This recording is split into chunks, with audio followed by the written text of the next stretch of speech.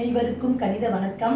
இப்போ பார்க்க போகிறது 7ஆம் வகுப்புக்குரிய கணக்கு 2ஆம் பருவம் பயிற்சி 3ல் 2ல் 2வது கணக்கு பார்க்க போகிறோம். பின் வருவனவற்றை ஏறு வரிசையில் எழுதுக. கொடுக்கப்பட்ட தசம எண்களை நம்ம என்ன பண்ண போகிறோம், ஏறு வரிசையில் எழுத போகிறோம்.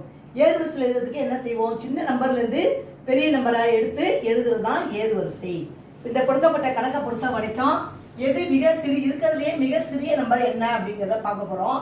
முழு எண்ணில் இங்கே 123 இருக்கு, இங்கே 125 இருக்கு. அப்புறம் தசம பகுதியில் நம்ம 123 தான் ஃபர்ஸ்ட் எடுத்துக்க போறோம். சின்ன நம்பர்ல தசம பகுதியை பொறுத்த வரைக்கும் 4 5 5 4 இருக்கு. அப்ப இதுதான் சிறிய நம்பர். இருக்கிறதுலையே மிக சிறிய நம்பர் 123.45. அடுத்து பாத்தீங்கன்னா இதெல்லாம் 125 இருக்கு முழு எண்ல. அடுத்து இந்த நம்பர் தான் வரும் 123.54. சின்ன நம்பர்ல இருந்து பெரிய நம்பரை நோக்கி எடுத்து எழுதுறோம். அடுத்து பாத்தீங்கன்னா மூணுமே 125 முழு நம்பரா இருக்கு. அப்ப தசம பகுதியை பார்க்கும் பொழுது இங்க 4 3 3 4 3, அதாவது 3 0 இருக்கு. அப்ப இதுதான் அடுத்த சின்ன நம்பரு. அப்ப 125.3. அப்புறம் இது ரெண்டையும் நம்ம ஒப்பிட்டு பார்க்கும் பொழுது எது சிறிய நம்பர், இது சிறிய நம்பர், அதுக்கு அடுத்த நம்பர்.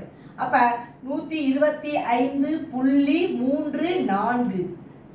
அடுத்து மிச்சம் லாஸ்டா இருக்கிறது 125.43.